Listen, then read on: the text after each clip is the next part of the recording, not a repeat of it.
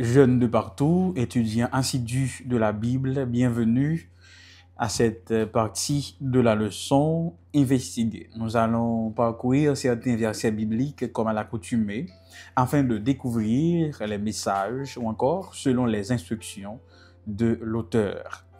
Aujourd'hui, nous aurons à accomplir 3 tâches différentes en parcourant 6 textes bibliques.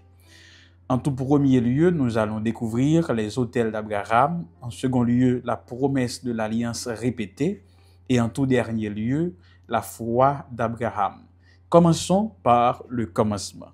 Les autels d'Abraham en lisant Genèse 13, les versets 4, 14 à 18 et Genèse 22, les versets 9 à 14. Lisons.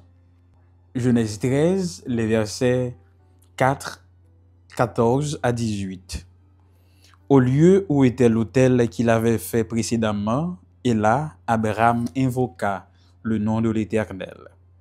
L'Éternel dit à Abraham, après que l'eau se fut séparée de lui, « Lève les yeux, et du lieu où tu es, regarde vers le nord et le midi, vers l'orient et l'occident, car tout le pays que tu vois, je le donnerai à toi et à ta postérité pour toujours. Je rendrai ta postérité comme la poussière de la terre, en sorte que si quelqu'un peut compter la poussière de la terre, ta postérité aussi sera comptée. Lève-toi, parcours le pays dans sa longueur et dans sa largeur, car je te le donnerai. Abraham leva ses tentes et vint habiter parmi les chênes de Mamré, qui sont près d'Hébron, et il bâtit là un autel à l'Éternel. Genèse 22, versets 9 à 14. Lorsqu'ils furent arrivés au lieu que Dieu lui avait dit, Abraham y éleva un autel et rangea le bois. Il lia son fils Isaac et le mit sur l'autel par-dessus le bois. Puis Abraham étendit la main et prit le couteau pour égorger son fils. Alors l'ange de l'Éternel l'appela des cieux et dit, « Abraham, Abraham !»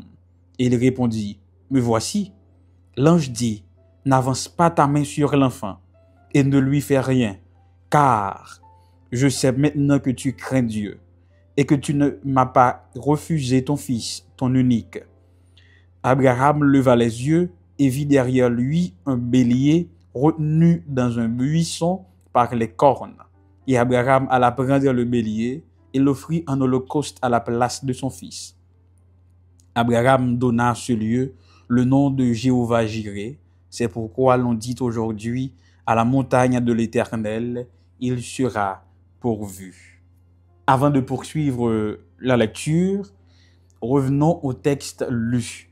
Genèse 13, le verset 4, nous apprend qu'après le séjour d'Abraham en Égypte, il retourne à Bethel et de là, il va voir un autel qu'il avait précédemment construit et il va réaffirmer sa foi et sa relation avec Dieu.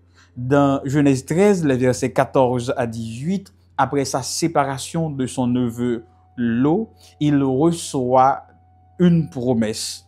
Ou encore, il reçoit la même promesse. Dieu va renouveler sa promesse envers lui et Abraham, en retour, il va répondre à Dieu en adorant, donc en construisant un autel. Dans Genèse 22, c'est le fameux épisode bien connu de tous, là où il va emmener son unique fils, celui qu'il aime beaucoup, Isaac, sur le mont Morija. Il bâtit l'autel, il lia Isaac, et au moment de frapper son fils Isaac, Dieu va intervenir. Dieu intervient bien sûr à travers son ange, son messager, et il interdit à Abraham de lever ou encore d'avancer sa main sur son fils. De là, Abraham va nommer ce lieu Jéhovah-Jireh, ce qui veut dire l'Éternel pourvoira. Cette scène, cet épisode biblique est un symbole fort, un symbole de foi authentique, car l'ange va dire « Je sais maintenant que tu crains Dieu ». C'est également un symbole de providence divine, car Dieu va pourvoir à cet animal qui devait être sacrifié sur cet autel. Deuxième tâche, la promesse de l'alliance est répétée. Lisons les textes proposés, Genèse 15, les versets 17 à 21 et Genèse 17, les versets 1 à 8. D'abord, lisons Genèse 15, les versets 17 à 21. Quand le soleil fut couché, il y eut une obscurité profonde, et voici, ce fut une fournaise fumante, et des flammes passèrent entre les animaux partagés. En ce jour-là, l'Éternel fit alliance avec Abraham et dit, « Je donne ce pays à ta postérité, depuis le fleuve d'Égypte jusqu'au grand fleuve, au fleuve d'Euphrate, le pays des Kéniens, des Kénisiens, des Cadmoniens, des Étiens, des Phérésiens, des Réphaïm, des Amoréens, des Cananéens, des Girgasiens et des Jébusiens. » Genèse 17, versets 1 à 8. Lorsque Abraham fut âgé de 99 ans, l'Éternel apparut à Abraham et lui dit, « Je suis le Dieu Tout-Puissant, marche devant ma face et sois intègre. J'établirai mon alliance entre toi et moi, et je te multiplierai à l'infini. » Abraham tomba sur sa face, et Dieu lui parla en disant, « Voici mon alliance que je fais avec toi. Tu deviendras père d'une multitude de nations. On ne t'appellera plus Abraham, mais ton nom sera Abraham, car je te rends père d'une multitude de nations. Je te rendrai fécond à l'infini. Je ferai de toi des nations, et des rois sortiront de toi. J'établirai mon alliance entre moi et toi, et tes descendants après toi, selon leur génération. Ce sera une alliance perpétuelle, en vertu de laquelle je serai ton Dieu et celui de ta postérité après toi. Je te donnerai et à tes descendants après toi le pays que tu habites comme étranger, tout le pays de Canaan en possession perpétuelle, et je serai leur Dieu. Dans le passage de Genèse 15, tandis que nous sommes en train de répéter la promesse de l'alliance répétée, nous voyons Dieu passer entre les morceaux des animaux. Il était coutume chez les Mésopotamiens à cette époque que lorsque deux parties contractaient ou coupaient, selon les expressions utilisées à l'époque, ils coupaient une alliance, la partie inférieure devait passer entre les morceaux d'animaux. Donc, il devait choisir des animaux, les couper en deux, et la partie inférieure devait passer entre les animaux en disant que si je ne respecte pas cette alliance, que la partie supérieure me coupe en deux. Tandis qu'on s'attendait qu'Abraham seulement passe entre les morceaux des animaux, Dieu allait lui-même passer entre ces morceaux.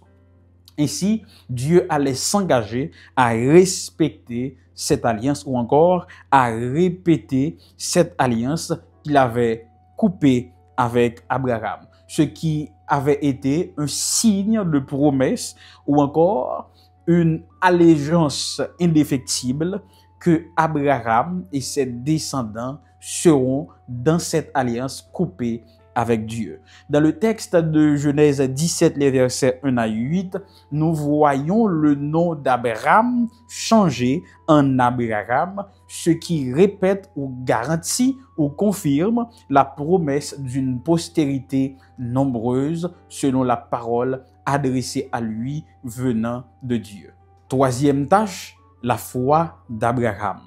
Lisons Romains 4, le verset 20, ensuite Hébreux 11, les versets 8 à 11. Romains 4, verset 20. Il ne douta point par incrédulité au sujet de la promesse de Dieu, mais il fut fortifié par la foi, donnant gloire à Dieu. Hébreux 11, verset 8 à 11. C'est par la foi qu'Abraham, lors de sa vocation, obéit et partit pour un lieu qu'il devait recevoir en héritage, et qu'il partit sans savoir où il allait. C'est par la foi qu'il vint s'établir dans la terre promise, comme dans une terre étrangère, habitant sous des tentes, ainsi qu'Isaac et Jacob, les cohéritiers de la même promesse.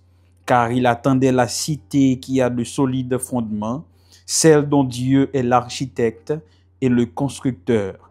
C'est par la foi que Sarah elle-même, malgré son âge avancé, fut rendue capable d'avoir une postérité parce qu'elle crut à la fidélité de celui qui avait fait la promesse. Dans le texte de Romains 4, verset 20, nous voyons Abraham contre toute logique humaine, parce qu'il faut l'admettre quand même. Il n'y avait aucune logique humaine, quitter tout ce qu'on avait, sa patrie, sa maison, pour aller dans un lieu qu'on ne connaît pas, pour habiter une terre étrangère, selon les promesses de Dieu.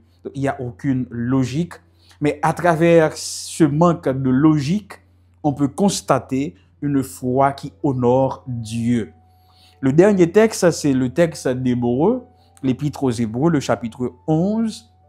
On apprend, en attendant la cité ayant de solides fondements, la cité céleste, Abraham allait obéir à ce que Dieu lui avait demandé. Donc sa foi allait au-delà de la terre parce que par la foi, il voyait déjà la cité céleste. Bien sûr, vous pouvez avoir vos propres réponses à ces différentes, pas questions, mais ces différents textes, ces différentes lectures.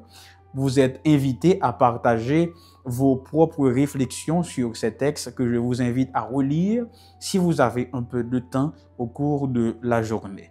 Et bien avant, réalisons l'exercice proposé par l'auteur dans cette section de la leçon. Quelle relation les versets ci-dessus ont-ils avec la promesse de Dieu d'une alliance et la réponse d'Abraham dans Genèse 12, des versets 1 à 9? Quels autres versets ou promesses vous viennent à l'esprit en rapport avec Genèse 12, les versets 1 à 9? Vous êtes également invité à réviser votre verset à mémoriser tiré de Genèse 12, les versets 1 à 9. Ce fut un plaisir indicible. Le rendez-vous, c'est pour demain, si Dieu le veut. Nous continuerons avec l'étude de cette semaine. Prions ensemble. Merci, Père, de nous avoir permis de parcourir ta révélation, que ces textes nous servent de guide à travers ce monde déchu et perdu par l'œuvre de ton esprit, au nom de Jésus. Amen.